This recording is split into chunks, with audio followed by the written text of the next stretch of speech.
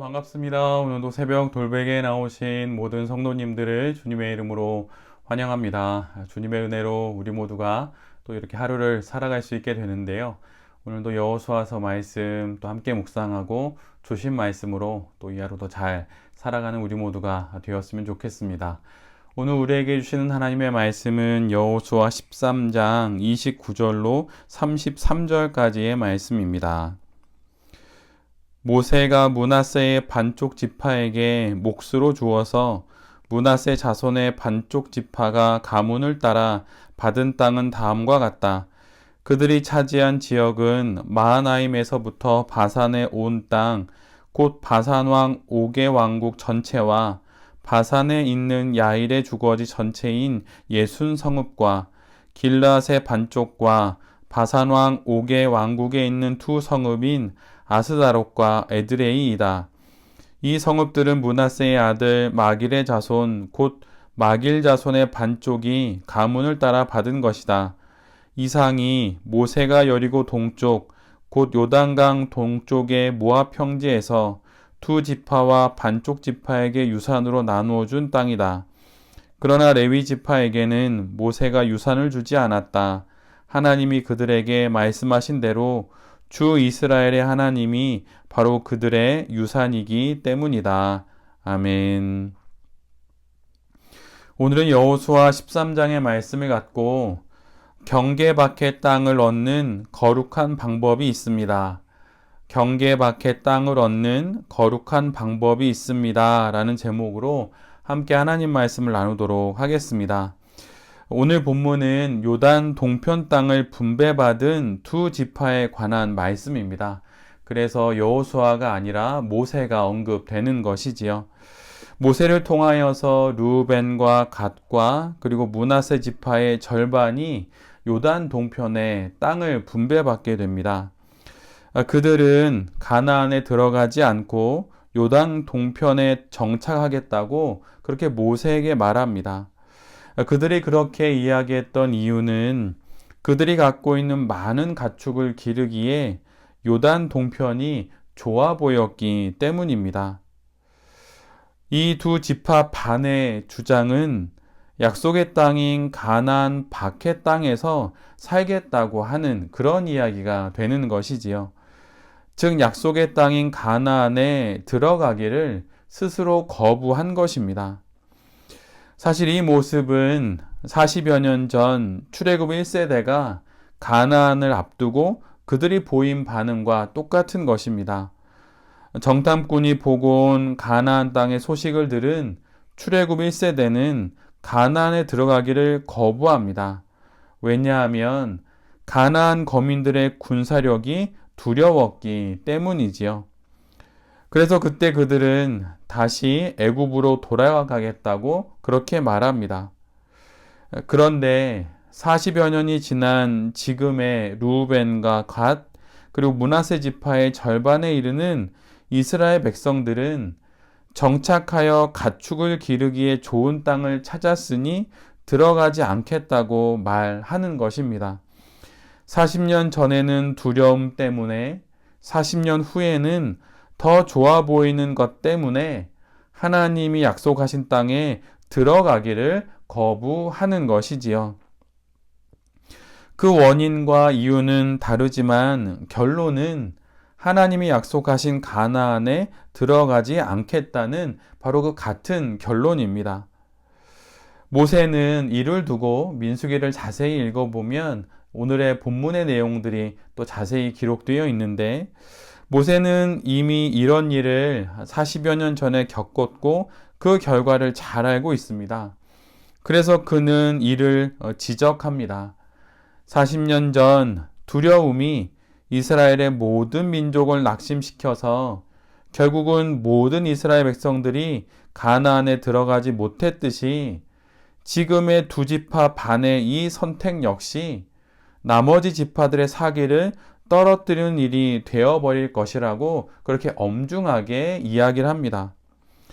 그래서 모세는 40년 전 여호수아와 갈렙을 제외한 10명의 정탐꾼들이 범한 그 죄, 즉 이스라엘 전체의 사기를 떨어뜨리는 그 죄를 지금 두 지파 반이 버리고 있다고 그렇게 경고합니다.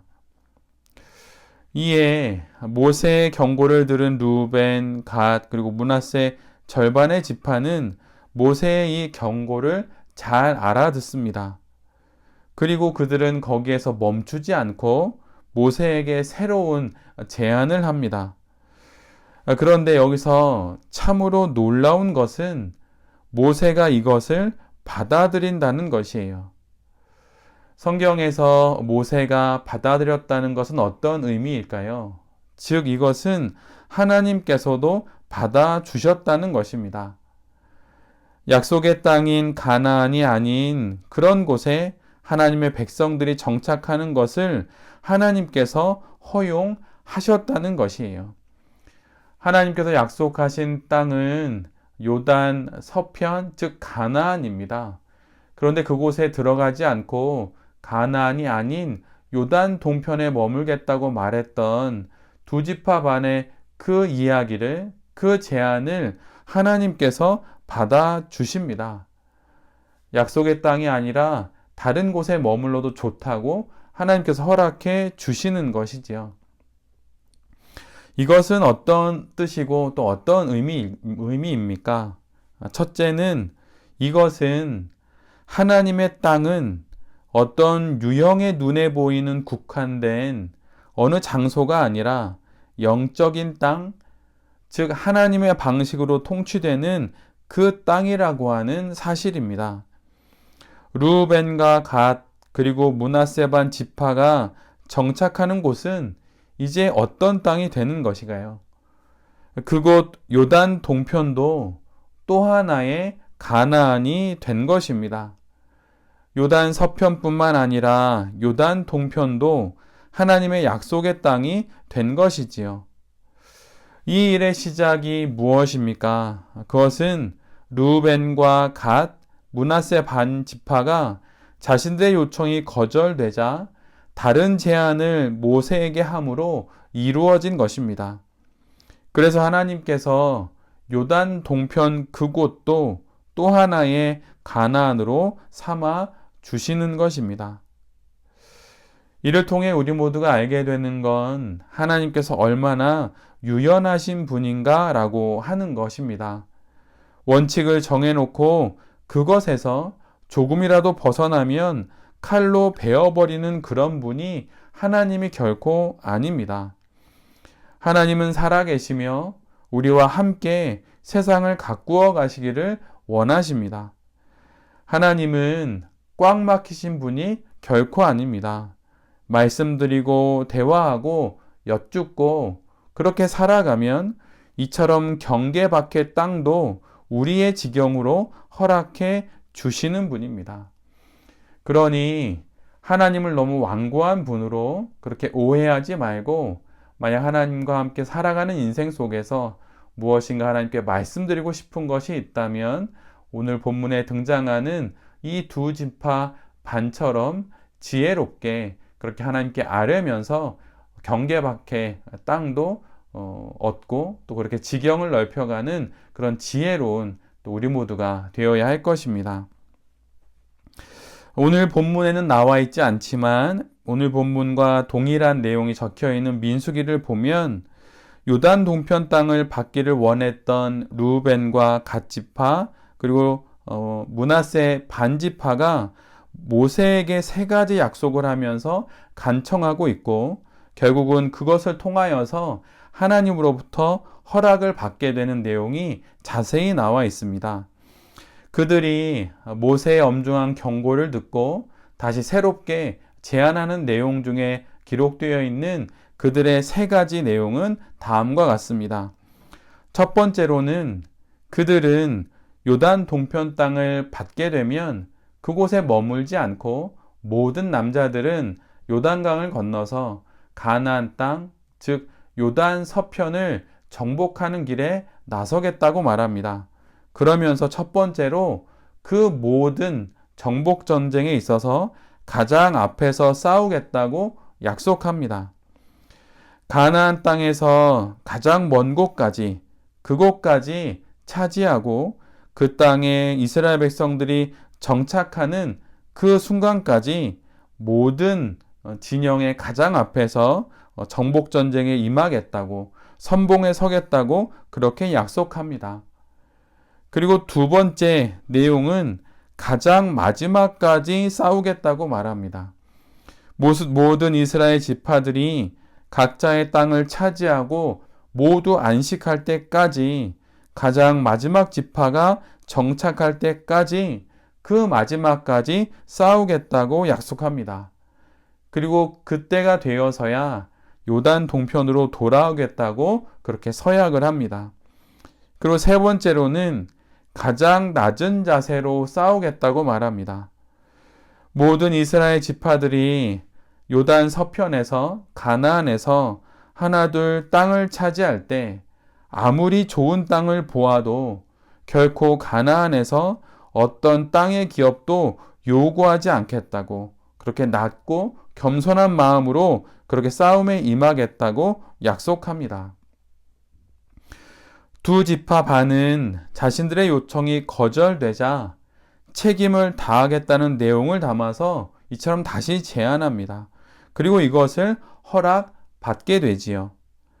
가장 앞에서 싸우고 가장 마지막까지 싸우며 가장 낮은 자세로 싸우겠다고 말하면서 책임을 다하겠다는 그 약속을 통해 경계 밖의 땅을 약속의 땅으로 받게 되는 것입니다.